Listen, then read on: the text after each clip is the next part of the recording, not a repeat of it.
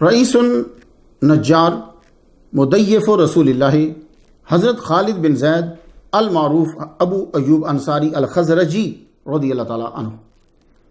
تاریخ ولادت آپ کی اندازاً 592 ہے۔ تاریخ وصال جو ہے وہ آپ کی اندازاً 672 عیسوی ہے۔ حضور صلی اللہ علیہ وآلہ وسلم سے عمر میں اندازاً 21 سال چھوٹے ہیں۔ آپ کا مزار شریف موجودہ ملک ترکی کے شہر استنبول میں ہے۔ آپ کو دنیا سے گئے ہوئے پردہ فرمائے 13 جولائی 2023 میں 1351 شمسی سال ہو گئے ہیں۔ آج ہماری گفتگو کی بڑی جزیات جو ہیں وہ یہ رہیں گی: حضرت ابو ایوب انصاری رضی اللہ تعالیٰ عنہ کا مرتبہ، آپ کے نام سے برکت، اوس اور خزرج اسلام کی طرف کیسے آئے، حضرت ابو ایوب کب مکہ آئے، حضور کی ہجرت کے بعد مدینہ میں کتنے ماہ آپ میزبان جو ہیں وہ رہے، حضور سے آپ کی محبت کے نمونے مثالیں، حضرت علی سے محبت، حضرت امیر معاویہ کے لشکر میں شمولیت، آپ ترکی کیسے آئے، آپ کا وصال اور چند ضمناً باتیں۔ کون ابو ایوب انصاری، جن کو مضیف رسول اللہ کا ٹائٹل ملا ہے؟ آپ السابقون الاولون انصار میں سے ہیں۔ آپ کو اصحاب الشجرہ یعنی بیت رضوان میں شمولیت کا شرف حاصل ہے۔ آپ خاندان بنو نجار کے رئیس تھے۔ حضور صلی اللہ علیہ وسلم کی پردادی سلمہ یعنی حضرت عبد المطلب کی والدہ ماجدہ اسی خاندان سے تھی۔ 150 یا 155 احادیث آپ سے روایت کی گئی ہیں۔ ان حفاظ میں شامل ہیں جنہوں نے حضور صلی اللہ علیہ وآلہ وسلم کی ظاہری زندگی کے اندر ہی قرآن مجید مکمل یاد کر لی۔ آپ حضرت علی کے دور حکومت میں مدینہ کے والی رہے۔ آپ نے مسجد نبوی میں امامت کروائی حضرت علی کے کہنے پر۔ آپ حضرت علی کے لشکر میں سالار تھے جب خارجیوں سے نہروان میں جنگ ہوئی۔ آپ نے حضور صلی اللہ علیہ وآلہ وسلم کے ساتھ مل کر ہر جنگ میں جو ہے وہ حصہ لیا۔ نام سے برکت، رئیس النجار، نجار خاندان کے رئیس۔ نجار کا مطلب انہیں بنو نجار کیوں کہا جاتا ہے؟ مشہور معنی نجار کا جو ہے وہ بڑھئی لیا جاتا ہے، جس کو ہماری زبان میں ترخان کہتے ہیں، جو لکڑی کا کاروبار کرتا ہے، بنانے کا۔ محمد امین السویدی کی کتاب ہے عربی میں، نام اس کا یہ ہے سبائق الذہب فی معرفت قبائل العرب۔ طلبہ آپ کو ضرورت پڑے گی نا اس کی۔ اس میں لکھا ہے کہ اس کا نام نجار اس لیے ہوا کہ ان کے کسی بڑے بھائی نے اپنے بھائی کا ہاتھ کلہاڑی سے کاٹ دیا، تیشے سے کلہاڑی سے کاٹ دیا۔ علامہ ابن حجر اسقلانی رحمۃ اللہ علیہ فتح الباری میں لکھتے ہیں کہ ان النجارہ ہوا تیم اللہ، کہ نجار جو ہے جس کا ٹائٹل ہوا وہ یہ ہے تیم اللہ۔ بنو نجار قبیلہ خزرج کی شاخ ہے۔ بنو نجار کی حضور صلی اللہ علیہ وسلم نے تعریف کی ہے۔ کتاب الادب بخاری شریف میں ہے، خیر دور الانصار بنو النجار، the best family among the ansar is the بنو النجار۔ مضیف رسول اللہ صلی اللہ علیہ وسلم، اللہ کے رسول کے میزبان۔ رسول اللہ صلی اللہ علیہ وسلم نے ہجرت مدینہ کی تو اللہ تعالیٰ کے حکم سے آپ نے ان کے گھر میں 6 یا 7 ماہ جو ہے وہ قیام کیا۔ پھر مسجد نبوی کے ساتھ آپ کے 2 حجرے بن گئے سٹارٹ میں، کیونکہ اس وقت 2 ہی ازواج آپ کے عقد میں تھی، تو آپ وہاں پھر بعد میں منتقل ہو گئے، تو پھر آگے حجرات جو ہے وہ بڑھتے گئے۔ ابو ایوب، ایوب کا باپ، یہ معنی ہو گیا۔ یہ آپ کی کنیت ہے، نام نہیں ہے۔ ایوب اصل میں آپ کے بیٹے کا نام۔ آپ نے 2 شادیاں کی، ام حسن بنت زید، ان سے حضرت ابو ایوب انصاری رضی اللہ تعالیٰ عنہ کے ہاں ایک بیٹا پیدا ہوا، نام اس کا رکھا عبد الرحمن، لیکن وہ وصال کر گئے۔ حضرت ابو ایوب انصاری رضی اللہ تعالیٰ عنہ کی دوسری زوجہ، جن کا کتب میں نام ہمیں صرف ام ایوب انصاریہ ہی ملتا ہے، انہوں نے اپنے خاوند کے ساتھ مل کر حضور صلی اللہ علیہ وآلہ وسلم کی خدمت کی۔ ان سے احادیث بھی ہیں ہمارے تک۔ ان کے بطن سے 3 بیٹے پیدا ہوئے، ایوب، خالد، محمد، ایک بیٹی بھی۔ تو ایوب جو ہے نا، جو ان کے بیٹے ایوب ہیں، ان سے آگے اولاد چلی۔ ان کے پوتے ہیں عبداللہ انصاری، جو موجودہ ملک افغانستان کے شہر ہرات میں آباد ہوئے آ کر۔ انصاری خاندان وہاں بھی ہے، انڈیا میں بھی ہے۔ تو ابو ایوب، ان کے بیٹے ایوب کی وجہ سے کنیت ہوئی۔ بہت کم لوگ آپ کو آپ کے اصلی نام خالد بن زید سے جانتے ہیں۔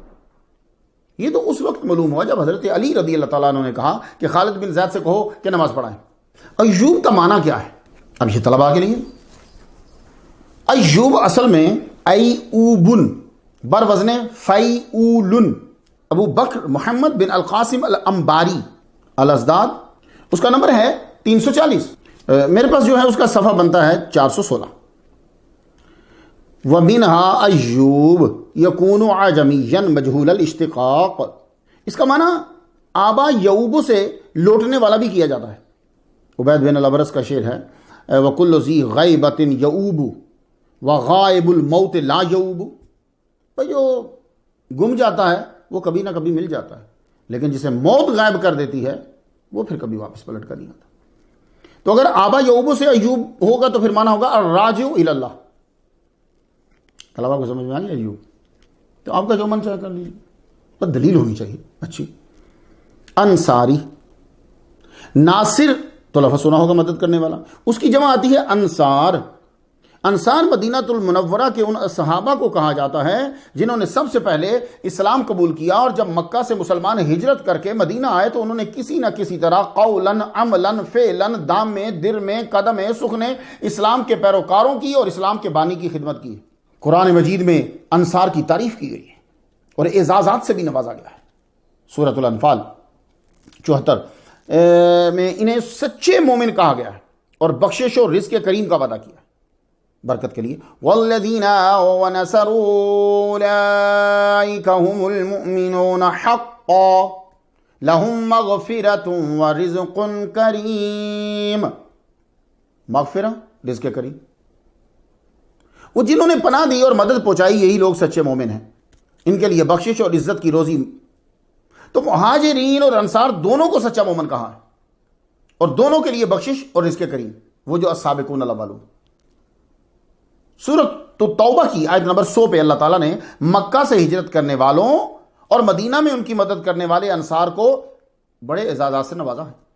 والسابقون الاولون من المہاجرین والانصار، جنہوں نے سبقت کری ہے نا وہ مہاجر اور انصار۔ والذین اتبعوہم باحسان رضی اللہ عنہم ورضوا عنہ وَأَعَدَّ لَهُمْ جَنَّاتٍ تَجْرِي، اس آیت میں جنہوں نے مکہ سے ابتداً ہجرت کی اور جنہوں نے مدینہ میں ان کی مدد کی، انہیں ماڈل بنایا ہے بعد والوں کے لیے۔ اس میں حضرت ابو ایوب انصاری رضی اللہ تعالیٰ عنہ بھی شامل ہیں۔ ان کی پیروی کرنے والوں سے بھی اللہ راضی ہے اور جنتیں ان کے لیے تیار کی۔ سورۃ توبہ کی آیت نمبر 117 پڑھیں تو معلوم ہوگا کہ انصار پہ اللہ نے خصوصی توجہ فرمائی۔ وہ رؤوف بھی ہے ان کے لیے، رئیف بھی، رحیم بھی۔ لقد تاب اللہ علی النبی والمہاجرین والانصار الذین اتبعوہ فی ساعۃ العسرہ، غزوہ تبوک میں بہت عسرت تھی، یہ تو جانتے ہیں، موسم بھی گرم، تو اللہ فرماتا ہے کہ اللہ تعالیٰ نے پیغمبر کے حال پہ توجہ فرمائی اور مہاجرین و انصار کے حال پر بھی جنہوں نے ایسی تنگی کے وقت پیغمبر کا ساتھ دیا، خصوصی توجہ ماری کی۔ ان میں حضرت ابو ایوب انصاری رضی اللہ تعالیٰ عنہ بھی شامل۔ حضور صلی اللہ علیہ وآلہ وسلم کا فرمان، آیت الایمان حب الانصار، انصار سے محبت کرنا ایمان کی نشانی ہے، یہ بخاری شریف میں۔ تو معلوم یہ ہوا کہ حضرت ابو ایوب انصاری رضی اللہ تعالیٰ عنہ سے پیار کرنا یہ آپ کے ایمان کی نشانی ہے۔ تو پھر پیار کا ایک اظہار تو ہے، جو وہاں جا نہیں سکتا تو چلو ذکری سن لیں۔ تو تیار ہے؟ پھر آپ ذرا سنیے، یہ جو انصار تھے یہ قبیلہ اوس سے بھی تھے اور قبیلہ خزرج سے بھی تھے۔ حضرت ابو ایوب انصاری رضی اللہ تعالیٰ عنہ کا تعلق قبیلہ خزرج سے تھا، اوس خزرج، یہ نام تو سنا ہوگا مسلمانوں نے لازمی۔ اب طلبہ ہم جو سنتے آتے ہیں نا چیزیں، تو کیا ایک دن میں ہی حضرت ابو ایوب انصاری رضی اللہ تعالیٰ عنہ اٹھ کر مدینہ آ گئے، یا حضور صلی اللہ علیہ وسلم مکہ سے گئے تو سیدھا ان کے گھر میں چلے گئے؟ بیچ کا کہاں گیا، پہلے کا کہاں گیا؟ بھائی نہیں، اس شجر کو بڑا ہونے میں بہت سے موسموں سے گزرنا پڑا ہے۔ میں تھوڑا سا طلبہ آپ کو بتا کر پھر حضرت ابو ایوب تک آ جاؤں گا، اور یہ بہت ضروری ہے آپ کے لیے، تاکہ آپ کو معلوم ہو کہ اوس اور خزرج کون ہیں، ان کا مذہب کیا تھا، کرتے کیا تھے، مذہب اسلام کی طرف کیسے آئے، اور حضرت ابو ایوب حضور صلی اللہ علیہ وسلم سے کیسے ملے۔ مقرر جب تقریر کر رہا ہوتا ہے تو اس کے پاس ٹائم تھوڑا ہوتا ہے، اس نے بہت سی چیزیں آپ کو دینا ہوتی ہیں، لیکن ہم جو ہیں ہم کوئی تقریر نہیں کر رہے، ہم تو جو باتیں آتی ہیں وہ شیئر کر رہے ہیں۔ تو اب تیار ہو گئے آپ؟ تو سننا آپ دھیان سے ذرا۔ اصل میں اوس اور خزرج حضرت اسماعیل علیہ السلام کے بیٹے نابت کی اولاد میں سے. تو نابت بن اسماعیل کی وفات کے بعد ان کی اولاد جو ہے وہ پھیل گئی اطراف مکہ میں. ان کی ایک شاخ تھی ازد، یہ یمن جا کر آباد ہوئے. جب یمن میں سیلاب عظیم آیا تھا نا، بند ٹوٹے تھے، تو اس وقت اس خاندان کا رئیس کون تھا؟ عمر بن عامر. ان کے پڑ پوتے تھے اوس اور دوسرا خزرج. طلبہ یہ لطف صرف آپ کو آئے گا. انصار مدینہ کی تمام شاخیں انہی تک جاتی ہیں. اور اوس کے ایک بیٹا مالک، اس سے آگے اولاد چلی، اس کے 5 بیٹے تھے.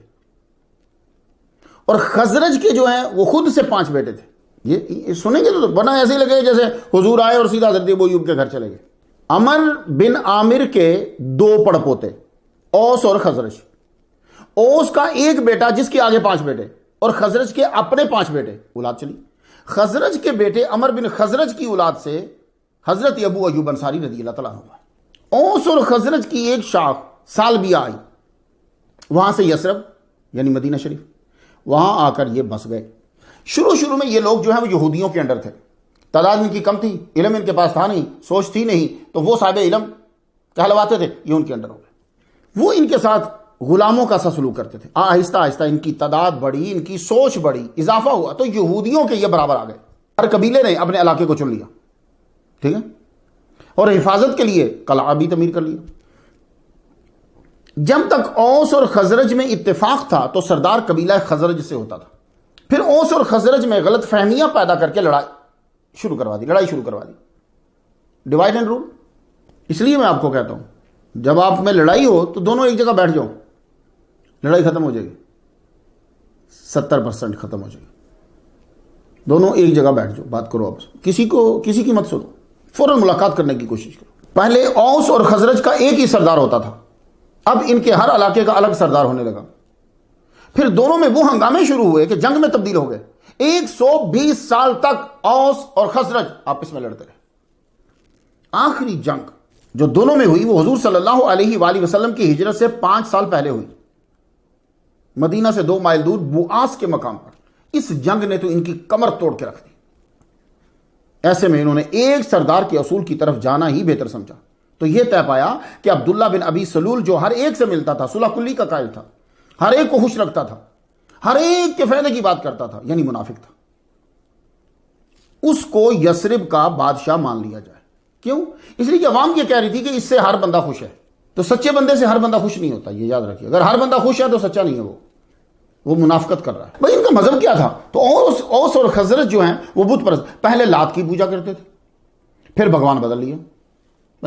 اب دیکھیں گے کہ جو بھگوانوں کو پوجنے والے ہیں ان کا اپنا پسندیدہ بھگوان ہوتا ہے. انہوں نے بھی بدل لیا اور منات کو بھگوان مان لیا. اس کی ایک مورتی جو ہے وہ بحر احمر کے ساحل کے قریب پہاڑی مشلل کے اوپر جو ہے وہ لگا دی. اوس اور خزرج موسم حج میں اسی بت منات کے پاس آ کر ہی احرام جو ہے وہ اتارتے تھے، جو ان کا طریقہ کار ہوتا. یثرب میں موجود ہر خزرجی اور اوسی کے گھر کے اندر لکڑی کا بنا ہوا بت ہوتا تھا. اور مدینہ میں ایک انہوں نے بڑا بت خانہ بھی بنایا ہوا تھا جس کا متولی عمر بن قیس تھا. تو طلبہ کچھ معلوم ہوا آپ کو؟ اوس اور خزرج عمر بن عامر کے پڑ پوتے ہیں، آگے ان کی اولاد چلی ہے، اور یہ حضرت اسماعیل علیہ السلام کی اولاد سے. مذہب کیا تھا؟ انہوں نے بدل لیا اپنا وقت کے ساتھ. اب یہ ہے کہ ان کو حضور کا کیسے پتا چلا؟ اوس اور خزرج دونوں کا مجموعہ انصار. تو بھئی ان کو پتا کیسے چلا حضور کا؟ وجہ یہ ہے کہ اوس اور خزرج کا بڑا وقت، زیادہ وقت جو ہے وہ یہودیوں کے ساتھ گزرا. ان سے ان کو علم ہوا کہ اس سرزمین پر آخری نبی آئے گا، پھر ہم سب پر غالب آ جائیں گے. اور آخری نبی کے بارے میں انہوں نے عیسائیوں سے بھی سن رکھا تھا. کئی لوگ ان کے اندر عیسائی بھی تھے، عیسائیوں سے بھی سن رکھا تھا. تو تصور تو تھا کہ نبی ہوتا ہے، ایک نبی آئے گا، اور نشانیاں بھی سن رکھی تھی ان سے. مگر جب حضور صلی اللہ علیہ وآلہ وسلم تشریف لائے تو تمام نشانیاں دیکھنے کے باوجود اہل کتاب نے حسد کی وجہ سے انکار کر دیا. کیونکہ حضور صلی اللہ علیہ وآلہ وسلم بنو اسماعیل سے تھے، وہ چاہتے تھے کہ بنو اسحاق سے آئیں. وہ اپنی مرضی کا فرشتہ مانتے ہیں، اپنی مرضی کا نبی مانتے ہیں. اب حضور صلی اللہ علیہ وآلہ وسلم کا تعارف ان کے گھروں تک کیسے پہنچا؟ لو سن لو، یہ اب طلبہ آپ کو مزہ دے گا. اب آپ کو پتہ چلے گا کیسا تسلسل آ رہا ہے. اوس قبیلے کا ایک مشہور آدمی تھا سوید الکامل. اس کو حضرت لقمان علیہ السلام کی طرف منسوب جو حکمت کی باتیں تھی وہ زبانی یاد تھی.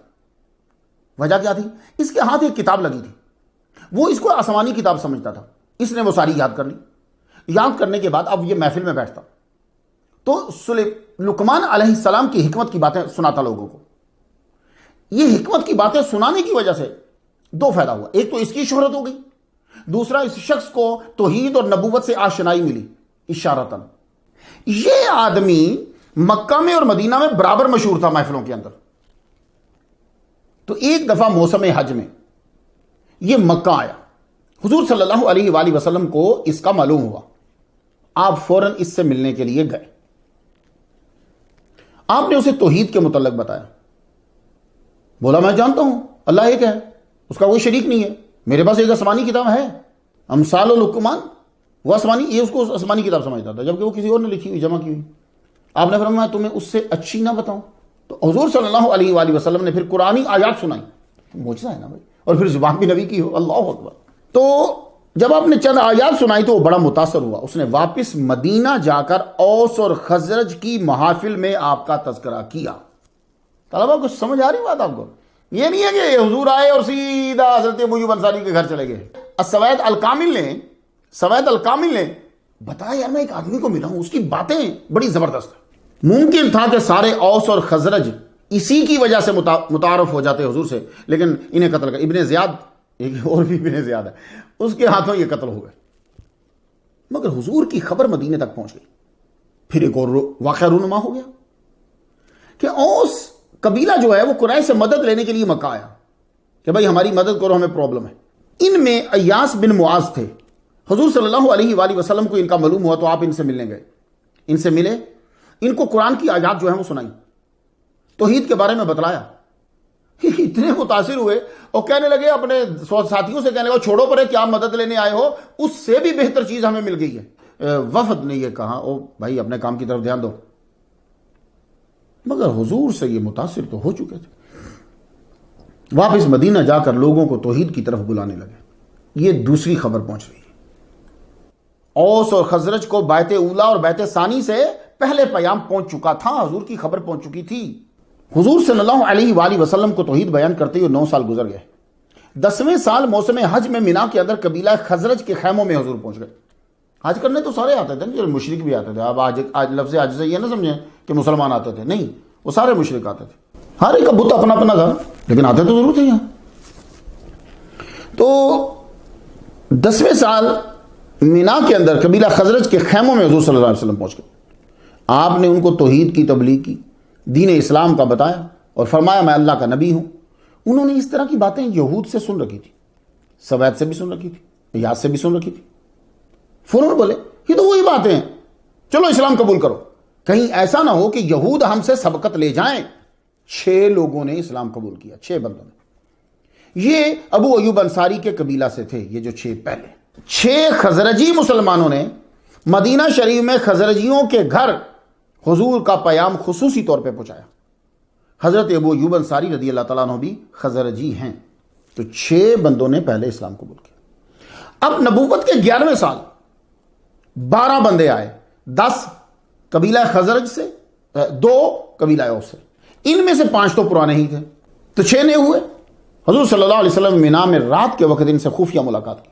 اسے العقبۃ الاولیٰ کہتے ہیں. یہاں آپ نے ان سے بیعت لی. عربی عبارت ہے کہ بایعنا رسول اللہ صلی اللہ علیہ وسلم لیلۃ العقبۃ الاولیٰ علی الا نشرک باللہ شیئا ولا نسرق ولا نزنی ولا نقتل اولادنا ولا ناتیہ ببہتان. یہ العقبۃ الاولیٰ کی بات کر رہا ہوں میں. آئندہ شرک نہیں کریں گے، چوری نہیں کریں گے، نہ نکاح کے بنا عورت سے ازدواجی تعلق رکھیں گے، نہ چغلی کریں گے، نہ تہمت لگائیں گے، لڑکیوں کو قتل نہیں کریں گے، حضور کی اطاعت کریں گے. تو العقبۃ الاولیٰ ہو گیا. ان 12 مسلمانوں نے عرض کی کہ تعلیم و تبلیغ کے لیے یا رسول اللہ آپ ہمارے ساتھ کوئی آپ جانشین کر دیں، کوئی ہمارا استاد مقرر فرما دیں جو ہمیں تبلیغ کرے، قرآن سکھائے. اب جتنا نازل ہوا تھا قرآن، تاکہ دوسروں تک بھی تعلیم اور تبلیغ احسن طریقے سے جو ہے وہ پہنچے. آپ نے حضرت مصعب بن عمیر رضی اللہ تعالیٰ عنہ کو مدینے کا استاد بنا کر بھیج دیا. یہ واپس مدینہ چلے گئے. یہ 12 بندے، اب تو 13 ہو گئے نا. حضرت مصعب بن عمیر رضی اللہ تعالیٰ عنہ نے مدینہ پہنچ کر اسعد بن زرارہ کے یہاں قیام کیا. طلبہ یہ زا کے اوپر پیش پڑھنا ہے آپ نے. جب حضرت سعد بن معاذ رضی اللہ تعالیٰ عنہ نے اسلام قبول کیا پھر تو رحمت کی بارش شروع ہو گئی. اب اوس اور خزرج کے گھروں میں اسلام ہی کا چرچا ہونے لگا. بت ہٹ گئے, سنت مصطفیٰ لاگو ہونے لگی. حضرت مصعب بن عمیر کی تبلیغ و تعلیم نے اثر کر دکھایا. کافی بندے مسلمان ہوئے. ان میں ایک حضرت ابو ایوب انصاری رضی اللہ تعالیٰ عنہ. اب یہ جو العقبۃ الاولیٰ کے لوگ واپس گئے ہیں, انہوں نے جب تبلیغ کی ہے تو حضرت ابو ایوب انصاری رضی اللہ تعالیٰ عنہ نے اسلام قبول کیا. اب نبوت کے 13ویں سال مدینہ شریف سے 500 نفوس جو ہیں موسم حج میں مکہ آئے. 500. میں نے آپ کو بتایا نا کہ ہر طرف سے لوگ آتے تھے, کبھی کم کبھی زیادہ آتے تھے. وہ چاہے مسلمان تو اب بننے لگے نا. ان 500 میں جو ہیں وہ 75 چھپ کر آئے. اگر الگ سے گروپ بنا کر آتے تو پکڑے جاتے. وہ 75 چھپ کر آئے. اور یہ اوس اور خزرج کے نفوس تھے. 73 بندے تھے, 2 عورتیں تھیں. یہ 73 بندے تھے اور 2 بندے اپنی بیویوں کے ساتھ آئے تھے, تو 75 بنے نا. ان میں حضرت ابو ایوب انصاری رضی اللہ تعالیٰ عنہ شامل تھے. یہ نبوت کے 13واں سال ہے. اور حضرت ابو ایوب انصاری رضی اللہ تعالیٰ عنہ اپنے استاد مصعب بن عمیر رضی اللہ تعالیٰ عنہ کے ساتھ ساتھ حضور صلی اللہ علیہ وآلہ وسلم نے ان 75 نفوس سے رات کے وقت خفیہ ملاقات کی. حیران کن بات یہ ہے کہ حضرت عباس ساتھ تھے, حضور کے چچا. طلبہ میں نے حیرانی سے کیوں بتایا آپ کو معلوم ہوا؟ بھئی حضرت عباس نے تو بڑی دیر کے بعد اسلام قبول کیا نا, اعلان کیا, لیکن ساتھ تھے. یہ العقبۃ الثانیہ کی بات کر رہا ہوں میں. حضور صلی اللہ علیہ وآلہ وسلم نے سب سے بات لی. حضرت عباس دیکھ رہے ہیں, ایک ایک کر کے آتے, حضور کا ہاتھ پکڑتے اور اقرار کرتے. سب سے چھوٹے اسد بن زرارہ تھے, ان سے ہی ابتدا ہوئی. 2 عورتیں اپنے خامدوں کے ساتھ آئی تھیں. ان سے حضور نے فرمایا تم کو بیعت کرتا ہوں لیکن میں تم سے مصافحہ نہیں کرتا, جو میں عورتوں سے ہاتھ نہیں ملاتا. ان 75 نفوس نے خواہش کا اظہار کیا کہ آپ مدینہ ہمارے ساتھ چلیں. حضرت عباس بولے دیکھو جو بھی عہد و پیمان کرنا ہے سوچ سمجھ کر کرنا. میرے بھتیجے سے دوستی کا مطلب قریش کو جانی دشمن بنانا ہے. رئیس خزرج نے کہا ہے عباس آپ بھی سن لیں, ہم مرد ہیں اور تلواروں کے سائے میں پرورش پائی ہے. حضرت البراء بن معرور رضی اللہ تعالیٰ عنہ نے حضور صلی اللہ علیہ وسلم کا ہاتھ مبارک پکڑ کر کہا یا رسول اللہ آپ کی حفاظت کے لیے تن من دھن لگا دیں گے ہم. ابو الحیثم التیہان انصاری خزرجی رضی اللہ تعالیٰ عنہ نے کہا یا رسول اللہ یہود کے ساتھ ہمارے معاہدے ہیں, آپ سے بیعت کرنے کے بعد وہ ختم ہو جائیں گے. آپ قوت اور اقتدار کے بعد ہمارا ساتھ نہ چھوڑ دینا. یہ بات ابو الحیثم نے کہی. اب ذرا جملہ سن لیجیے. حضور صلی اللہ علیہ وآلہ وسلم نے فرمایا میرا خون تمہارا خون, میرا ذمہ تمہارا ذمہ, میں تم سے ہوں تم مجھ سے ہو, تم جس سے لڑو گے میں بھی لڑوں گا, تم جس سے سلو کرو گے میں بھی سلو کروں گا. تو بھائی بات جو ہوئی یہ ان 73 نفوس کو, جو ٹوٹل 75 تھے, تو ان 73 نفوس کو یہ اعزاز حاصل ہے کہ رجلن بڑی بات ہوتی ہے یار. ایک ایک کا ہاتھ پکڑ کر بیعت ہوئی, ایک ایک. یہ بنیاد ہے اور بنیاد پہ خصوصی توجہ دی جاتی ہے. اسے العقبۃ الثانیہ کہتے ہیں. اس میں حضرت ابو ایوب انصاری رضی اللہ تعالیٰ عنہ شامل تھے. انہوں نے حضور صلی اللہ علیہ وآلہ وسلم کے دست اقدس میں اپنا ہاتھ دیا. اللہ اکبر جل شانہ. بھائیانا علی السمع والطاعۃ فی منشطنا ومکرہنا واسرنا ویسرنا وآثرتنا علینا وَأَلَّا نُنَازِعَ الْأَمْرَ أَهْلَهُ قَالَ إِلَّا أَن تَرَوْا كُفْرًا بَوَاحًا عِندَكُم مِّنَ اللَّهِ فِي بُرْهَانٍ. سرکار بندہ دیکھ کے پھر اسے اقرار لیتے تھے کہ یہ کام نہیں کرنا, یہ کام نہیں کرنا. آپ کو بیعت کے جملوں میں فرق نظر آئے گا. 622 میں یہ عظیم بیعت ہوئی. آپ نے فرمایا تم خیموں میں واپس جاؤ اور صبح ہونے سے پہلے پہلے مدینہ روانہ ہو جاؤ. یہ نبی کا علم غیب تھا. کیوں؟ اس لیے کہ اس میٹنگ کی اطلاع جو ہے وہ ہو چکی تھی اور ان کو مارنے کے لیے قریش تیار ہو رہے تھے. طلبہ میں آپ کو حضرت ابو ایوب انصاری رضی اللہ تعالیٰ عنہ کی سیرت میں مختصر حضرت اسماعیل سے حضرت ابو ایوب انصاری تک لے آیا. حضرت ابو ایوب انصاری رضی اللہ تعالیٰ عنہ اسلام قبول کر کے گئے اور ان کے دوسرے ساتھی, یعنی یہ ٹوٹل جو ہے العقبۃ الثانیہ, چند ماہ ہی گزرے تھے کہ حضور صلی اللہ علیہ وسلم کو مدینہ ہجرت کرنے کا حکم آ گیا. مکہ سے مسلمان جو ہیں وہ الگ الگ گروپ میں جانے لگے, 4 5 10 اس طرح کر کے. وہاں انصار ان کو خوش آمدید کہتے. آخر حضور صلی اللہ علیہ وآلہ وسلم کو بھی جانے کا حکم ہو گیا. تفصیل کے لیے 137 نمبر لیکچر سن لیجئے گا. ادھر مدینہ شریف خبر پہنچ چکی تھی کہ حضور کسی دن بھی تشریف لے آئیں گے. تمام دیوانے دیوانہ بار مدینہ سے 3-4 مائلز آگے آ جاتے، انتظار کرتے، پھر چلے جاتے۔ ایک روز سرکار کی سواری کو ایک یہودی نے دیکھ لیا اور چیخ کر بتایا تمہارا صاحب قریش آ گیا ہے۔ حضور صلی اللہ علیہ وآلہ وسلم میں کھجور کے درخت کے نیچے بیٹھ گئے۔ مہاجرین سارے موجود تھے، انصار بھی گروہ در گروہ جو ہے وہ آ گئے۔ حضور صلی اللہ علیہ وآلہ وسلم نے قباء میں حضرت کلثوم بن الہدم، طلبہ وہ زیر زبر نہیں ہوتی تو اس کو ذرا یاد رکھنا، ہدم، کلثوم بیٹے ہدم کے، یہ انصاری اوسی ان کے ہاں آپ نے قیام کیا۔ لوگوں سے ملاقات کے لیے آپ نے حضرت سعد بن خیثمہ انصاری الاوسی رضی اللہ تعالیٰ عنہ کے گھر کا انتخاب کیا، وہاں بیٹھے، وہ ذرا وسیع تھا۔ 3 دن کے بعد حضرت علی رضی اللہ تعالیٰ عنہ امانتیں واپس کر کے محمد مصطفیٰ صلی اللہ علیہ وسلم سے یہاں آ ملے۔ یہاں رہتے ہوئے حضور صلی اللہ علیہ وسلم نے جہاں نماز ادا کی تھی وہاں مسجد کی تعمیر کروائی، مسجد قباء اس کا نام ہے آج۔ یہ مسجد قباء میں نماز تو آپ نے پڑھی، لیکن یہ زمین کس کی تھی؟ کلثوم بن الہدم کی تھی۔ وہ یہاں تازہ کھجوروں سے چھوارے بناتے تھے، یہ علاقہ انہوں نے اس کے لیے مخصوص کیا ہوا تھا، اس کو سکھاتے ہیں نا۔ تو جب انہوں نے حضور صلی اللہ علیہ وسلم کی منشا جانی تو ساری زمین مسجد کو دے دی، بزنس والی زمین مسجد کو دے دی، ورنہ بندہ پرانی زمینیں گھٹیا زمین دیتا نا، بزنس کی زمین مسجد کو دے دی۔ حضور صلی اللہ علیہ وسلم نے اپنے ہاتھ مبارک سے بنیاد رکھی۔ قرآن مجید میں تعریف آ گئی، لمسجد اسس علی التقوی من اول یوم، سورہ توبہ آیت نمبر 108۔ اس سے مراد مسجد نبوی بھی ہے اور اس سے مراد مسجد قباء ہے۔ دونوں طرح کے فرامین آپ کو تفسیر میں مل جائیں گے، مگر آیات کے اشارے بتاتے ہیں کہ مسجد قباء ہے۔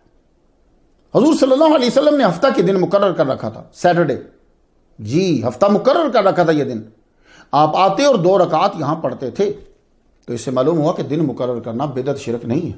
اس کی تعمیر میں خود حضور صلی اللہ علیہ وآلہ وسلم نے حصہ لیا، 14 دن یہاں قیام کیا مسجد قباء کے لیے، 14 دن۔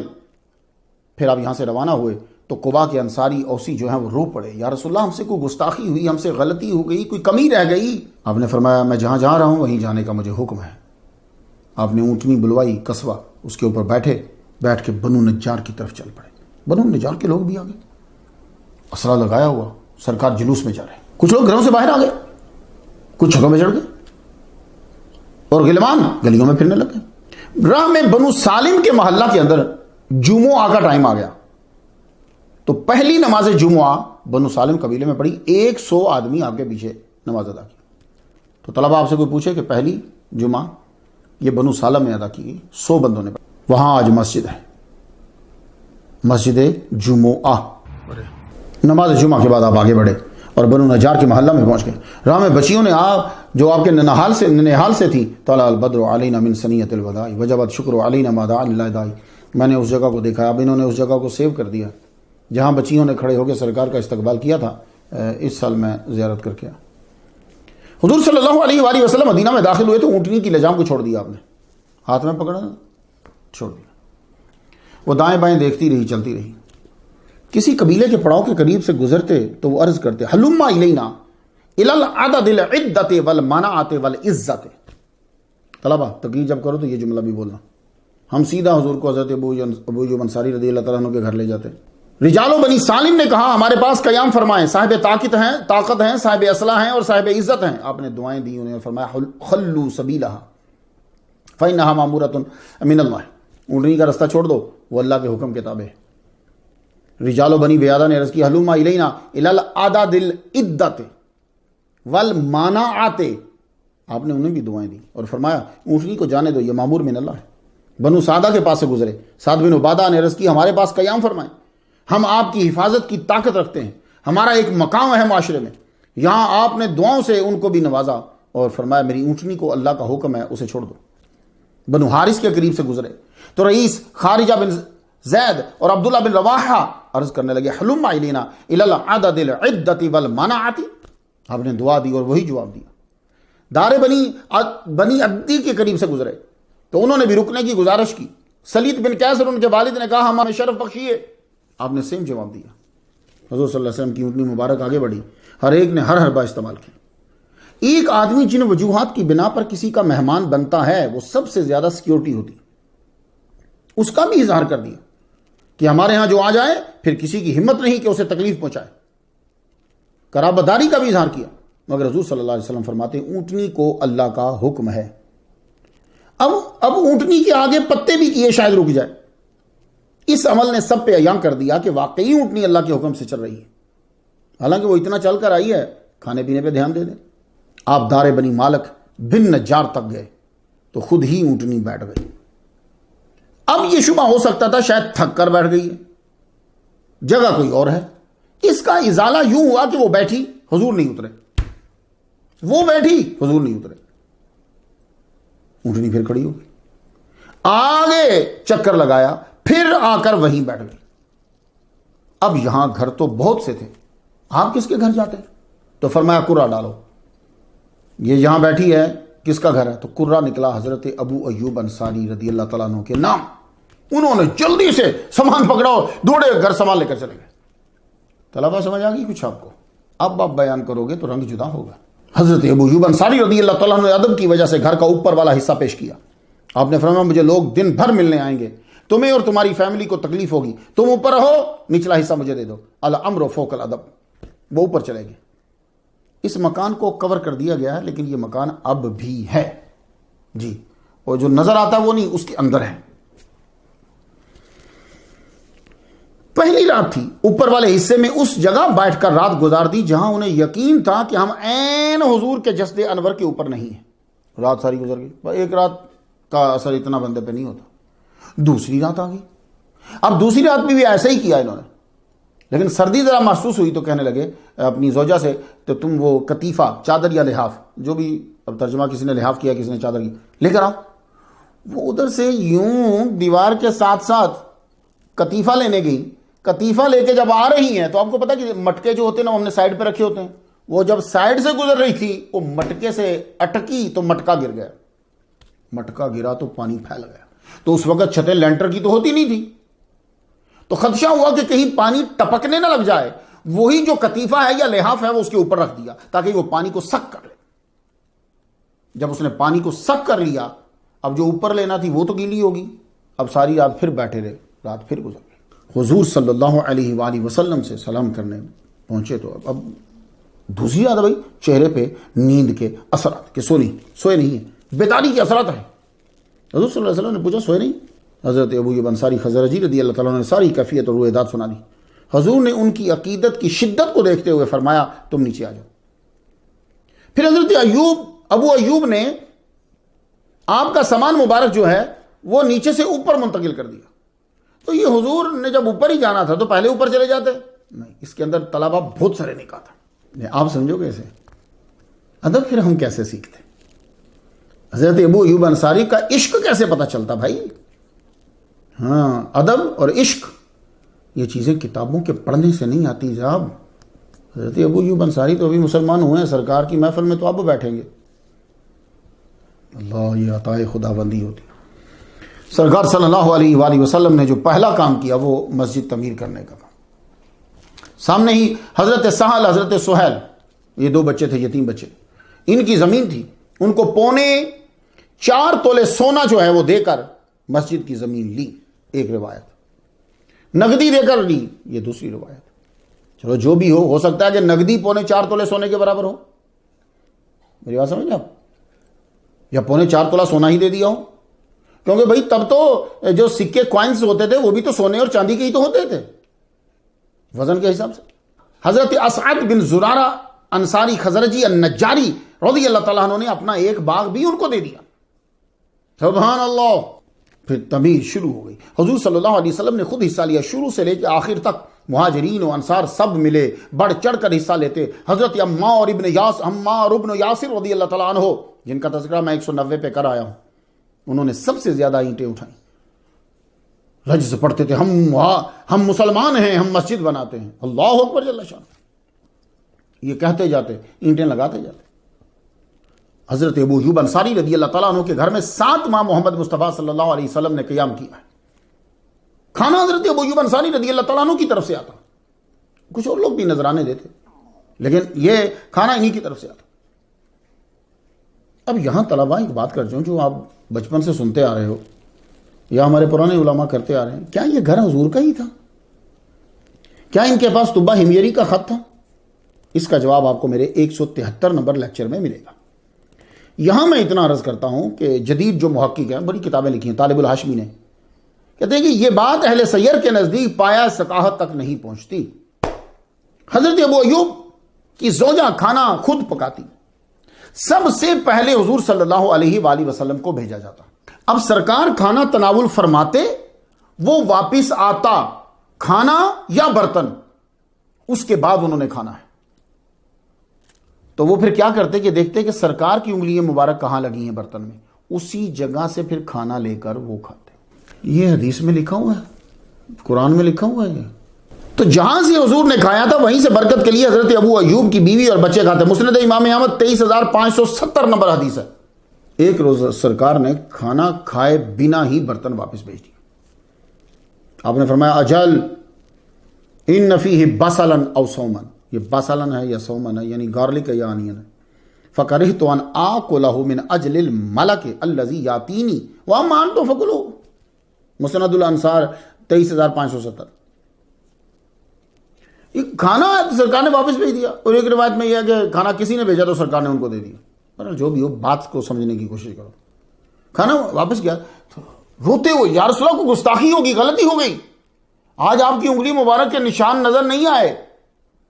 فرمانے لگے بات یہ ہے کہ اس میں آج را یعنی کچا پیاز یا جو ہے وہ تھوم ہے، تو یہ میں نہیں کھاتا، کیونکہ میرے پاس جو آتے ہیں ان کو اچھا نہیں لگتا، فرشتے، تم کھا لو۔ بات کی کوئی سمجھ آ گئی آپ کو؟ تو سرکار نے صرف اس کی سمیل کی وجہ سے اس سے نفرت کی ہے۔ اب یہاں سے اور کوئی نکتے نہ نکال لینا۔ حضرت ابو ایوب انصاری رضی اللہ تعالی عنہ کے کھانے سرکار صلی اللہ علیہ وآلہ وسلم نے تناول فرمائے ہیں، برکت ہی برکت۔ اب ایک واقعہ سن لو، اس واقعے کو البدایہ والنہایہ نے نقل کیا ہے، لیکن ساتھ میں یہ لکھ دیا ہے کہ یہ حدیث غریب ہے سند اور متن کے حساب سے۔ میرا خیال ہے کہ جب خور و نوش کی بہت ساری حدیث معجزات سرکار کے ثابت ہیں کہ تھوڑی چیز کو سینکڑوں کے لیے، بیسیوں کے لیے آپ نے پورا فرما دیا، تو پھر اس پہ کوئی شک نہیں ہونا چاہیے، پاسبل ہے۔ اب واقعہ ذرا سنیے۔ حضرت ابو ایوب انصاری رضی اللہ تعالیٰ عنہ کہتے ہیں کہ میں نے کھانا دو بندوں کا پکوایا، حضرت ابو بکر صدیق رضی اللہ تعالیٰ عنہ کے لیے اور حضور کے لیے۔ کوئی خاص اطلاع مل گئی ہوگی کہ وہ بھی آ رہے ہیں۔ جو ہی سرکار کے سامنے رکھا تو سرکار فرماتے ہیں اذهب فادعوا لي 30 من اشراف الانصار، جاؤ اور انصار کے 30 آدمی جو ہیں وہ بلا کے لاؤ، بڑے بڑے۔ کہتے ہیں سننا تھا کہ میری تو ہوائیاں اڑ گئی، میرے پاس اتنے بندوں کا کھانا ہی نہیں تھا۔ سرکار کا فرمان تھا 30 انصار کو بلاؤ، میں گیا بلا لایا۔ میں نے کہا بھائی جو بلا رہا ہے وہی اب خود کھلائے۔ آئے، آپ نے اسلام کی تبلیغ کی، جس سے بایت لینا تھی بایت لی، کھانا کھلایا، فرمان لگے جاؤ۔ اب جو کھانا کھا کے چلیں گے تو آپ نے کہا جاؤ 60 کو بلا کے لاؤ۔ ساری کہتے ہیں میں 60 کو بلا لایا، بیچ میں بچے بھی ہوتے تھے، عورتیں بھی ہوتی تھیں۔ تبلیغ کی، میسج دیا، جن سے بایت لینی تھی بایت لی، میں جاؤ چلے جاؤ۔ کھانا کھلایا ہے، کھانا کم نہیں پڑا۔ فرمان لگے جاؤ آپ 90 کو جا کے بلا کے لاؤ۔ سرکار صلی اللہ علیہ وسلم کا یہ فرمان ہوا کہ 90 کو بلاؤ، اب انہوں نے سارے اکٹھے کیے۔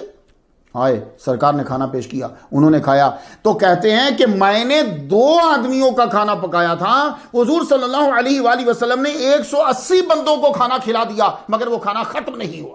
اللہ اکبر جل شانہ۔ مواخات ایک بہت زبردست چیز ہے ہمارے اسلام کے اندر۔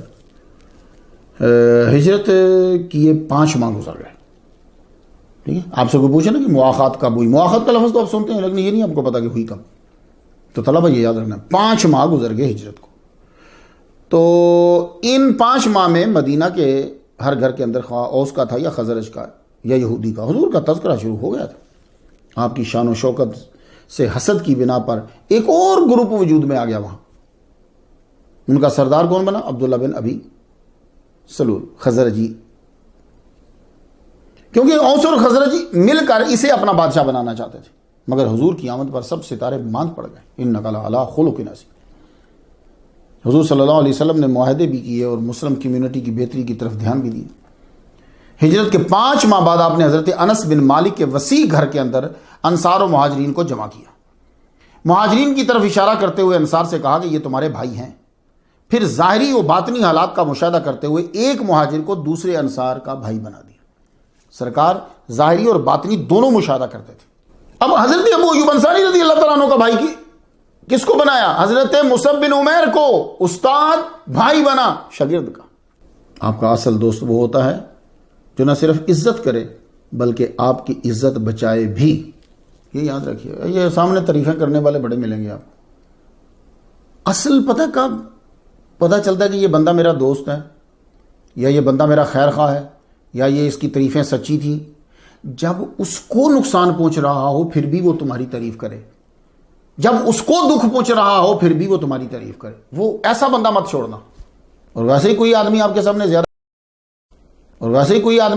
زیادہ تعریفیں کر رہا ہو، ہاتھ چوم رہا ہو، تو اسی وقت اس سے ہٹ جاؤ.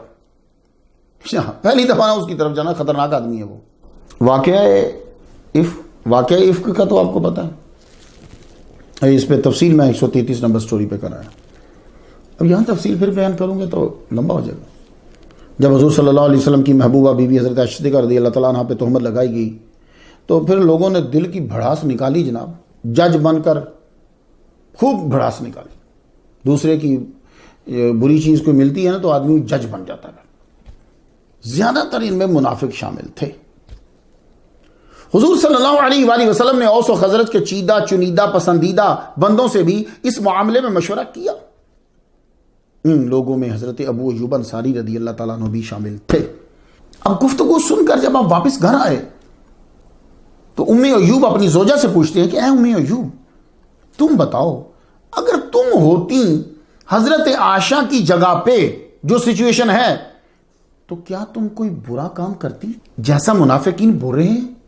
ام ایوب نے کہا اللہ کی قسم میں آپ کی عزت کا خیال رکھتی.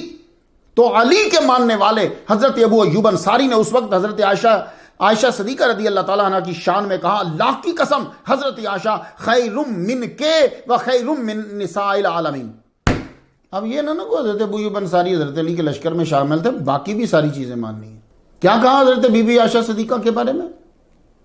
خیر من کے کا کماکم کے کماکنا طلبہ سمجھ آئی نا، کے و خیر من نساء العالمین. تجھ سے بھی وہ بی بی عائشہ بہتر ہیں، جہان کی عورتوں سے بی بی عائشہ بہتر ہیں. تو پھر وہ کیوں کریں گی ایسا؟ وہی جو حضرت ابو ایوب انصاری رضی اللہ تعالیٰ عنہ نے مفہوم بولا وہی قرآن میں مفہوم آیا.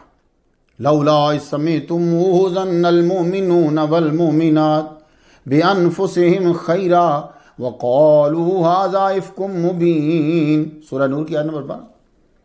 اس بڑے بہتان کو سنتے ہی مومن مردوں اور مومن عورتوں نے اپنے حق میں نیک گمانی کیوں نہ کی اور کیوں نہ کہہ دیا کہ یہ کھلم کھلا سری بہتان ہے. تو کیا کہا تھا حضرت؟ یہ تو بہتان ہے بھائی. تفسیر طبری میں اسی آیت کی تشریح میں لکھا ہے کما قال ابو ایوب وصاحبتہ.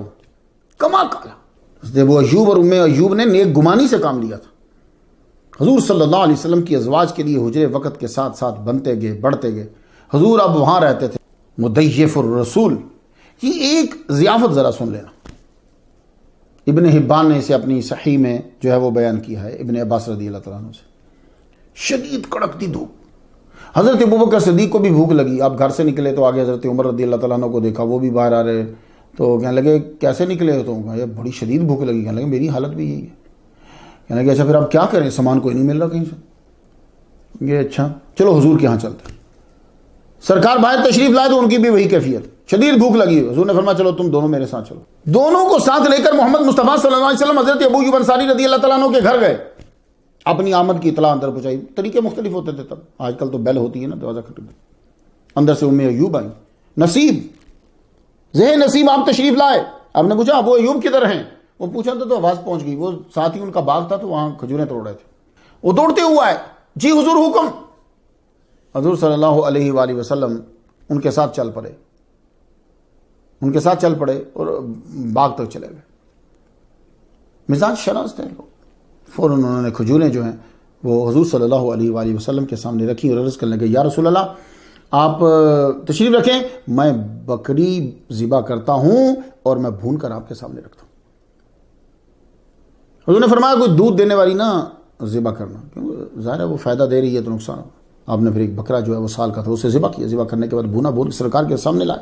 سرکار صلی اللہ علیہ وسلم نے ایک روٹی لی، روٹی کے اوپر جو ہے وہ گوشت کا حصہ رکھا اور کہنے لگے جاؤ یہ میری بیٹی فاطمہ کو دے آؤ، اس نے بھی کئی یوم سے کھانا نہیں کھایا. اللہ اکبر. دعوت مکمل ہوئی. حضور صلی اللہ علیہ وسلم خوش ہوئے، دعا دی، فرمایا ابو ایوب کل تم ہمارے پاس آنا. دوسرے دن وہ حضور صلی اللہ علیہ وآلہ وسلم کے پاس گئے. حضور صلی اللہ علیہ وسلم نے ان کو ایک کنیز دی اور ساتھ میں یہ کہا اس کے ساتھ اچھا سلوک کرنا. وہ کنیز لے کر گھر واپس آئے تو اپنی زوجہ سے کہتے ہیں سرکار نے یہ کنیز دی ہے اور فرما رہے ہیں اچھا سلوک کرنا. اب ہم کیا اس کے ساتھ اچھا سلوک کیسے کریں، کیا کریں کہ وہ اچھا سلوک ہو؟ سوچ سوچ کے کہنے لگے نہیں کوئی نہ کوئی گستاخ غلطی ہو جائے گی، کوئی زیادتی نہ ہو جائے. تو فرمانے لگے اچھا سلوک یہی ہے کہ اس کو آزاد کر دیا جائے. تو حضرت ابو ایوب انصاری رضی اللہ تعالیٰ عنہ نے اس کنیز کو آزاد کر دیا. حضرت ابو ایوب انصاری رضی اللہ تعالیٰ عنہ عاشق ہے، اور عاشق جو ہوتا ہے وہ اپنے محبوب کی ہر چیز سے پیار کرتا ہے. معجم الکبیر سے ایک بات سناتا ہوں میں آپ کو. حضور صلی اللہ علیہ وآلہ وسلم صفا مروہ کی سعی فرما رہے ہیں، داڑھی مبارک سے ایک بال مبارک جدا ہو کر نیچے گرنے لگا، تیزی سے آگے بڑھ کر یوں ہاتھ رکھ دیا. یار کیا سپیڈ ہے! یہ چیز پڑھ کر تو ایسا لگتا ہے جیسے وہ دیکھ ہی ادھر رہے تھے. اب سرکار صفا مروہ کی سعی کر رہے ہیں اور حضرت ابو ایوب انصاری سرکار کے چہرہ انور کو ہی دیکھ رہے ہیں، تبھی تو پتا چلے گا. بال یوں ہی گرا، نیچے ہاتھ رکھ دیا. حضور نے دعا دی اللہ تم سے ہر ناپسندیدہ بات دور کر دے. خوش نصیب ہیں وہ لوگ جن کے پاس صحیح حضور صلی اللہ علیہ وسلم کے منہ مبارک ہیں. بہرحال خیر منسوب ہو جاتا ہے تو ہم تو ویسے ہی ادب کرتے ہیں. حضرت ابو ایوب انصاری رضی اللہ تعالیٰ عنہ حضور کی بڑی فکر کرتے تھے کہ کوئی نقصان نہ پہنچا دے آپ کو. خیبر کا جو واقعہ ہے آپ کو معلوم ہے، جنگ خیبر میں بہت خطرہ تھا، کیونکہ کوئی نارمل آدمیوں سے تو لڑائی نہیں تھی نا بھائی صاحب، خاندانی چلے آ رہے اور امیر بھی اسلحہ وافر. سیرت النبویہ ابن ہشام کی ہے اور روض العنف کے اندر بھی ہے. خیبر میں حضور صلی اللہ علیہ وسلم کے خیمہ کے باہر آپ ساری رات تلوار سونت کر کھڑے رہے حفاظت کے لیے. حضور نے آپ کو صبح خیمہ کے باہر دیکھا تو پوچھا مالا کا یا ابا ایوب، خیر ہے، خیریت ہے؟ عرض کی غیر علاقہ غیر لوگ، مجھے ڈر ہوا کہ اندرونی بیرونی طرف سے آپ کو خطرہ لاحق نہ ہو، تب اس لیے میں ساری رات یہاں کھڑا رہا. تو حضور صلی اللہ علیہ وسلم نے پھر آپ کو دعا دی، وہ دعا آج پوری دنیا نے دیکھی ہے کہ قبول ہوئی. استنبول میں جا کر حضرت ابو ایوب انصاری کا روزہ مبارک دیکھ کر تم کہو گے کہ دعا قبول ہوئی. اللہم احفظ ابا ایوب کما باتا یحفظنی.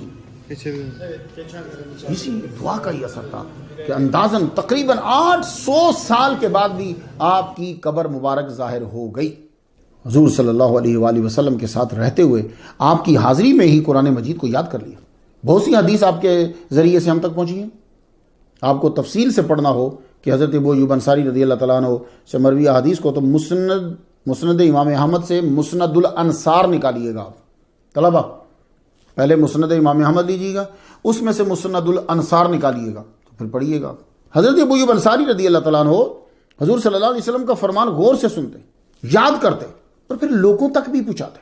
کئی ایک آدمی ہوتا ہے وہ سنتا ہے یاد نہیں کرتا، یاد کرتا ہے پہنچاتا نہیں. آپ احادیث کے بارے میں اتنے حریص تھے، یا اور بھی کوئی لفظ آپ استعمال کر سکتے ہیں لیکن میرے پاس کوئی اور شدت والا لفظ نہیں. بہت سنی ہوئی ہو پھر بھی مجھے کوئی حدیث سنائے سرکار صلی اللہ علیہ وسلم سے جس نے سنی. شرح اربعین النوویہ جو ہے یہ عطیہ بن محمد سالم کی جو ہے، وہاں سے میں آپ کو سنتا ہوں. مفہوم سنیے ذرا.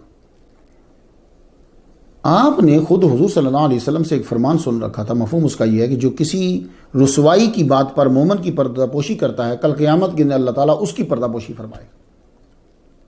آپ کو معلوم تھا کہ جب حضور نے یہ حدیث فرمائی تھی تو عقبہ بن عامر بھی موجود تھے، انہوں نے یاد کی تھی اور وہ اس وقت مصر میں سکونت پذیر تھے. تو ابو ایوب انصاری رضی اللہ تعالیٰ کی عمر 76 سال تھی تقریباً. صرف یہ حدیث سننے کے لیے مدینہ سے مصر روانہ ہوئے اور ایک صاحب مجھے بتا رہے تھے کہ بائی روڈ یہ سفر بنتا ہے 1852 کلومیٹر. آج ہو سکتا ہے کسی دور میں کم یا زائد ہو، جیسا بھی ہو، یہ روڈ کی کٹنگ کے حساب سے ہوتا. آپ مصر پہنچے، اس وقت حضرت امیر معاویہ کی طرف سے مصر کے گورنر تھے حضرت مسلمہ بن مخلد انصاری رضی اللہ تعالیٰ. حضرت امیر معاویہ نے ان کو 47 ہجری میں مصر کا گورنر بنایا تھا. آپ ان کے پاس فسطاط پہنچے، انہوں نے مرحبا کہا اور پوچھا کیسے تشریف لائے. فرمایا میں نے ایک حدیث سنی تھی اور ساتھ میں عقبہ بن عامر تھے، ان کا مزار بھی مصر میں حضرت عمر بن العاص کے پاس، تو مجھے ان سے یہ حدیث سننا ہے. آپ صرف اتنا کیجئے کہ مجھے ان کے گھر تک پہنچا دیجئے۔ آپ نے ایک صاحب کو ساتھ کر دیا، جائیے ان کو ان کے گھر لے جائیے۔ گئے، وہاں پہنچے، دروازہ کھٹکھٹایا، اندر سے کون؟ آپ سے ابو ایوب انصاری ملنے آئے۔ وہ اندر سے اٹھ کے باہر آ گئے، دیکھ کے پوچھا آپ کس غرض سے تشریف لائے ہیں، اتنا طویل سفر کیا؟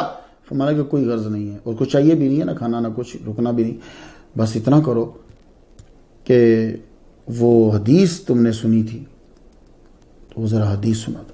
پہلے آپ نے سنائی، فرمایا من ستر عورت المسلم فی الدنیا ستر اللہ عورتہ فی الدنیا والآخرہ۔ تم نے سنی تھی؟ میں نے بھی سنی تھی۔ میں نے کہا ہاں، میں نے حضور صلی اللہ علیہ وسلم سے حدیث سنی۔ اللہ اکبر۔ فرمان لگے بات سمیت حدیثا لم یبقى احد سمعه الا انا وانت فجئت، اس لیے تو میں آیا ہوں، بس تو ہی رہ گیا، میں رہ گیا۔ عقبہ بن عامر بولے میں نے سنا تھا، حضور نے فرمایا تھا جس نے کسی کی رسوائی کی بات پر مسلمان کی پردہ پوشی کی، اللہ تعالیٰ دنیا و آخرت میں اس کی پردہ پوشی فرمائے گا۔ اور یہاں ہم لوگ بیٹھ کر فیس بک کے اوپر، دوسرے چینلز کے اوپر خوب لتاڑ رہے ہوتے ہیں۔ مسلمانوں کو کوئی فرق نہیں پڑے گا، کوئی۔ آپ اگر کسی کی مخالفت کرتے ہو، 4 5 10 بندے پیچھے ہٹ جائیں گے، اور کیا فرق پڑے گا؟ اس سے تمہیں کیا فرق پڑے گا؟ عزت اللہ دیتا ہے، دوسرے کی عزت کرو گے تو تمہاری عزت اور بڑھ جائے گی۔ حضور صلی اللہ علیہ وآلہ وسلم سے آپ کی محبت تھی، حضور دنیا سے تشریف لے گئے، آپ کی محبت میں کمی نہیں ہے، سرکار کے روزے پہ چلے گئے۔ آپ مسلمانوں کے سیاسی حالات و معاملات سے پریشان ہو کر حضور کی قبر انور پر تشریف لائے، چہرہ قبر انور پر رکھ کے رو رہے تھے۔ مروان آیا، آپ کی گردن پہ ہاتھ رکھ کے بولا هل تدری ما تصنع، تم جانتے نہیں کیا کر رہے ہو؟ فاقبل علی فیضن ہوا ابو ایوب انصاری رضی اللہ عنہ، آپ نے فوراً سر اٹھایا تو متوجہ ہوئے تو معلوم ہوا یہ تو ابو ایوب انصاری ہیں۔ آپ نے فرمایا نعم، ہاں میں جانتا ہوں میں کیا کر رہا ہوں، سنو انی لم آت الحجر، میں پتھر کے پاس نہیں آیا، انما جئت النبی صلی اللہ علیہ وسلم، میں حضور صلی اللہ علیہ وسلم کے پاس آیا ہوں۔ اس کی جرت نہیں ہوئی کہ آپ کو اٹھا سکے۔ طلبہ آپ کے لیے عرض ہے، کیونکہ آپ اسے بیان کریں گے تو فوراً پہلے وہ پوچھے گا کہاں ہے یہ حدیث، ٹھیک ہے؟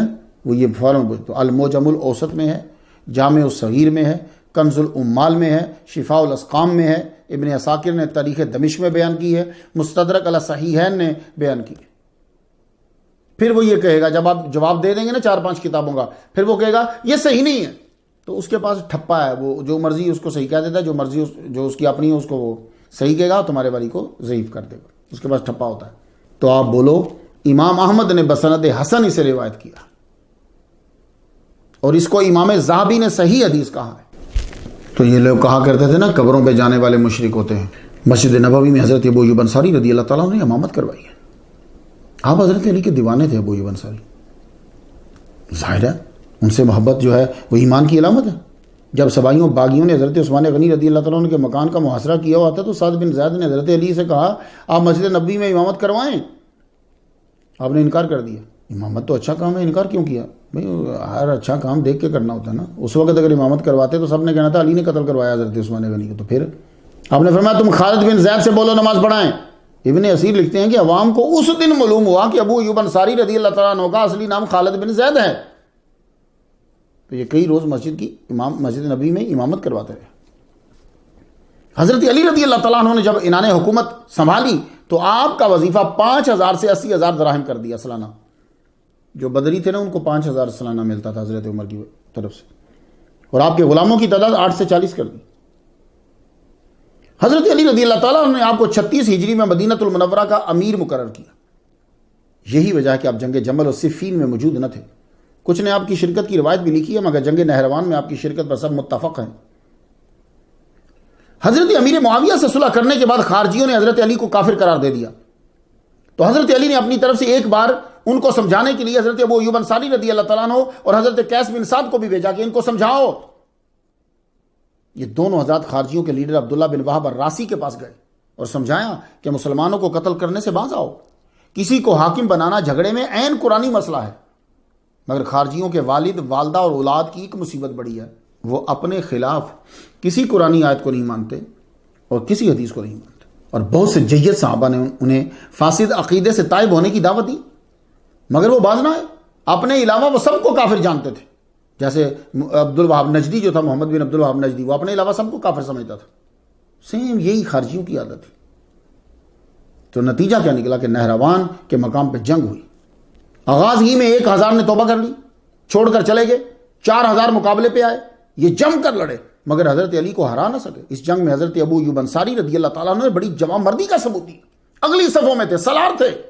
بعد میں خارجیوں کے ہی ایک فرد نے حضرت علی رضی اللہ تعالیٰ عنہ کو شہید کر دیا. تفسیر کے لیے 142 نمبر سٹوری سن لیجیے. حضرت علی کی شہادت کے بعد امیر معاویہ کا ہر جگہ سکہ چلنے لگا. حضرت ابو ایوب انصاری ایک دفعہ حضرت امیر معاویہ سے ملنے گئے ہیں، انہوں نے ان کی عزت کی، ساتھ بٹھایا. یہ واپس آ گئے، پھر کبھی دوبارہ ان سے نہیں ملے. ہاں البتہ ان کی آرمی میں شریک ہوئے، کیونکہ بحری جہاد کا سہرا تو انہی کے سر ہے. تفصیل کے لیے 139 نمبر سٹوری سن لیجیے. حضرت ابو ایوب انصاری رضی اللہ تعالیٰ عنہ پہ قرضہ ہو گیا 20,000. آپ بصرہ حضرت ابن عباس رضی اللہ تعالیٰ عنہ کے پاس گئے. حضرت علی رضی اللہ تعالیٰ عنہ نے ان کو وہاں کا والی بنایا تھا، بعد میں یہ مزول کر دیے گئے. ہر گورنمنٹ اپنا بندہ رکھتی ہے، آج بھی یہی چکر ہے. ایران میں جب حکومت آئی تو شاہ ایران کے سارے بندے مار دیے، بدل دیے. تو ہر گورنمنٹ آئی. ابھی سعودی عرب میں حکومت آئی، انہوں نے پچھلے بندے سارے بدل دیے.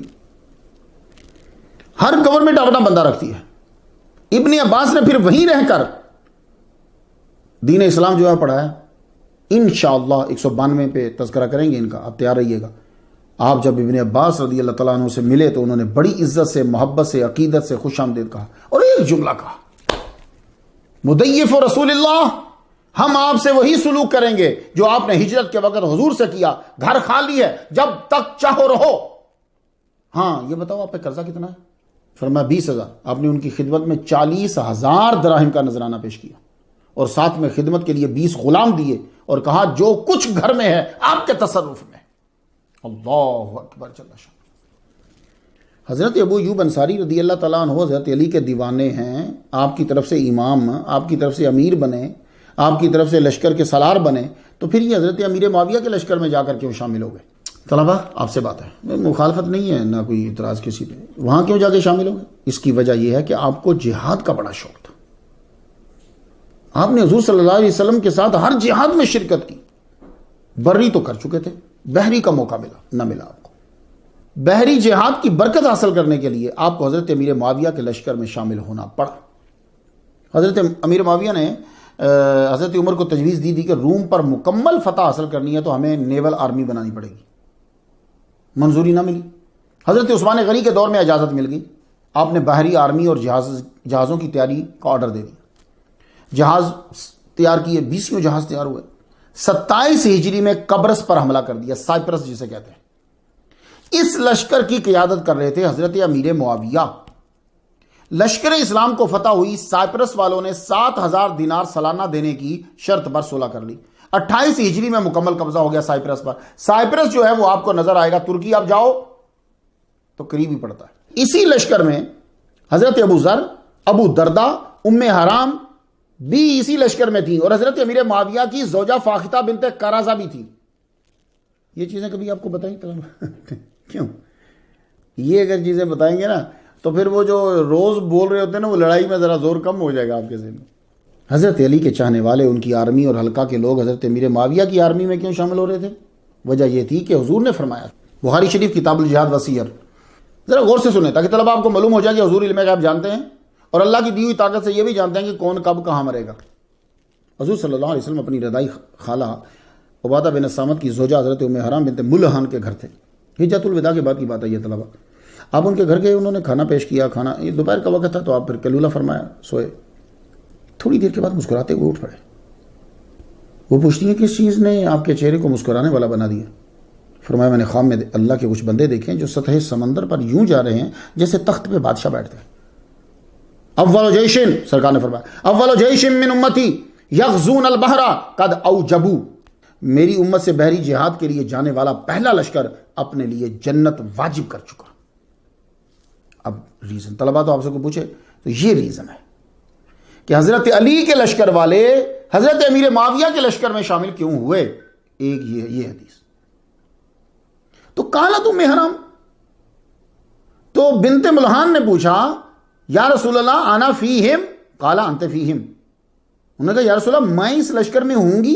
آپ نے فرمایا ہاں آپ بھی ہو. عورت سے کہہ رہے ہیں کہ آپ بھی ہو، سائپرس آپ بھی ہو. سرکار صلی اللہ علیہ وسلم پھر سو گئے، پھر اٹھے تو مسکرا رہے ہیں. تو انہوں نے پوچھا تو آپ نے فرمایا اول جیش من امتی یغزون مدینۃ قیصر مغفور لہم، میری امت میں سے پہلا لشکر قیصر کے شہر یعنی قسطنطینیہ میں حملہ جو کرے گا ان مجاہدوں کے لیے بخشش کا وعدہ ہے. ام حرام نے کہا آنا فیہم یا رسول اللہ؟ قال لا. تو یہ الرمیسہ، ان کا اصل نام رمیسہ ہے یا غمیسہ ہے، المعروف ام حرام. انہوں نے پوچھا کہ اس لشکر میں ہوں گی؟ فرمایا نہیں. تو حضور نے 2 فرمان جاری کیے، باہری حملہ جو کرے گا جنتی، قیصر کے شہر پر حملہ کرے گا اس کے لیے بخشش. یہ حدیث صحابہ کرام کو معلوم تھی. تو اسلام میں نیول آرمی امیر البحر حضرت امیر معاویہ ہی ہیں، انہوں نے ہی قائم کی ہے. یہ سمندری آرمی جو ہے انہوں نے قائم کی ہے، جہاز بھی انہوں نے بنوائے. انہوں نے پہلا لشکر تیار کیا اور پہلا حملہ کیا، تو صحابہ ان کی آرمی میں شامل ہوئے. 28 ہجری میں سائپرس پہ مکمل قبضہ ہوا. شرکت ہو چکی.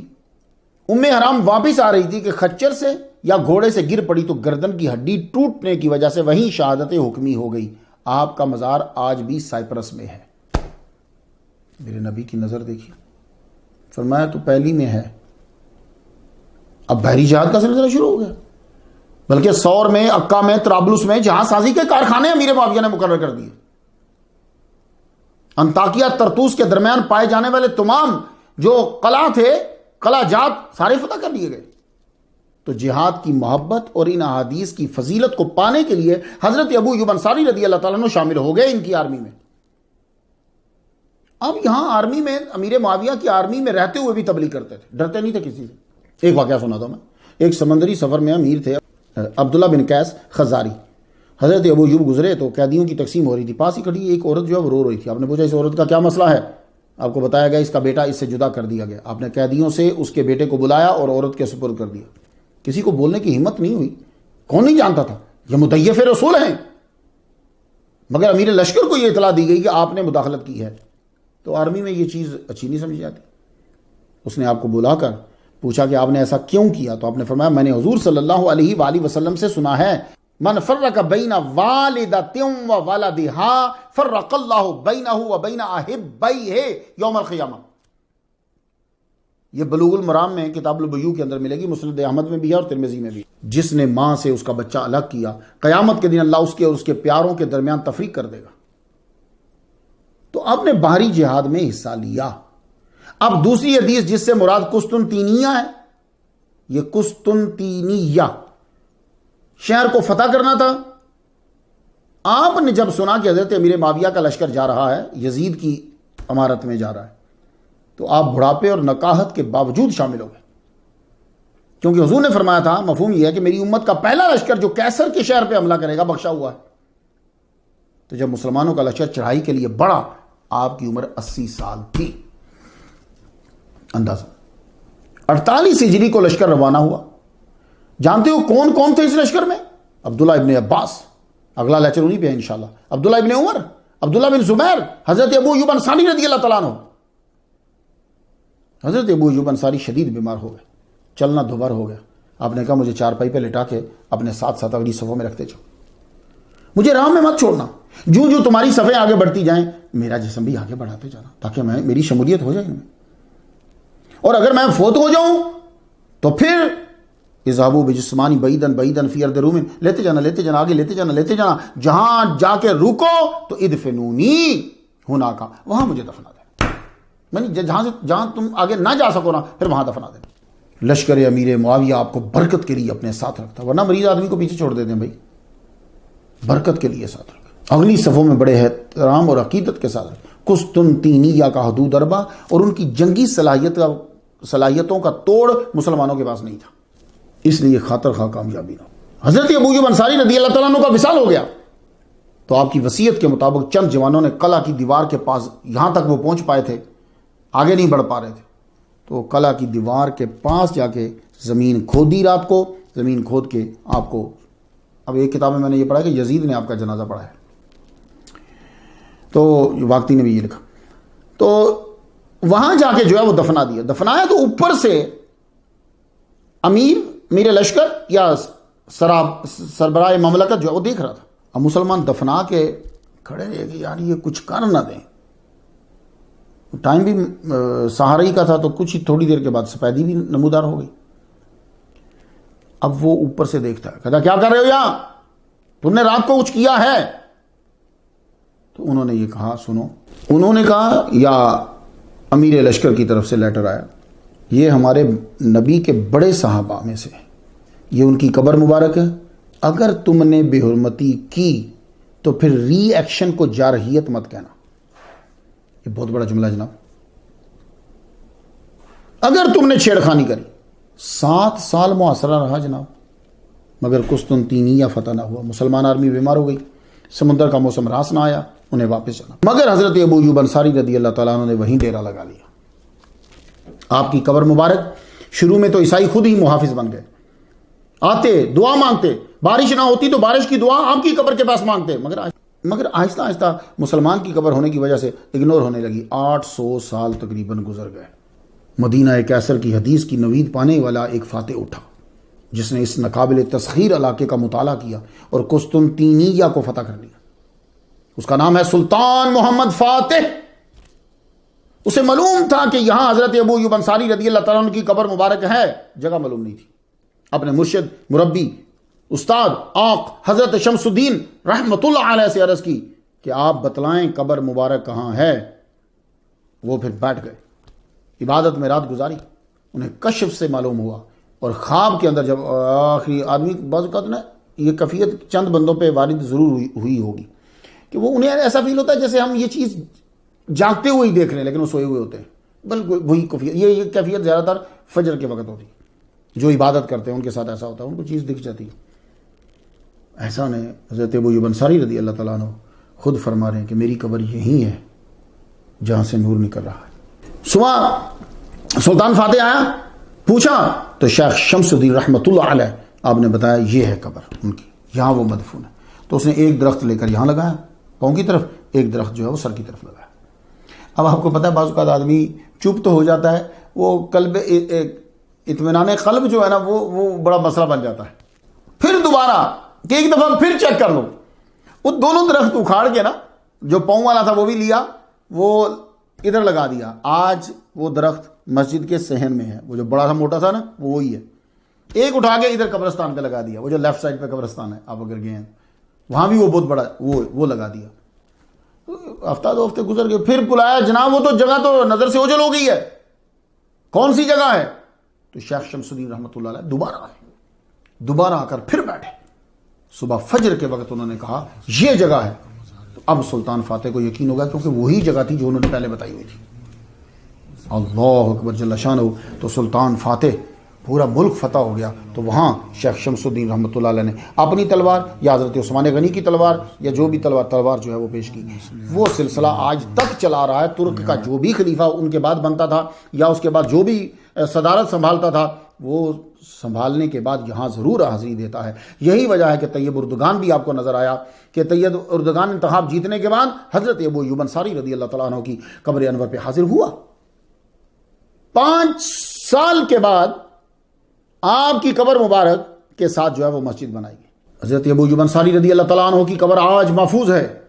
جانتے ہو کیوں؟ اس لیے کہ میرے نبی نے دعا دی تھی, اللہ محفظ ابا ایوب, ابا ایوب کو محفوظ رکھ. یہ کامل تبھی ہوگی جب وہ قیامت تک محفوظ رہے. دیکھ لو, پھر کوئی ان کی قبر کو نقصان نہیں پہنچا سکا. ترکی والے آپ کو سلطان کہتے ہیں, یعنی بادشاہ کہتے ہیں. تو 5 سال کے بعد وہاں مسجد بنائی. مجھے پہ اللہ تعالیٰ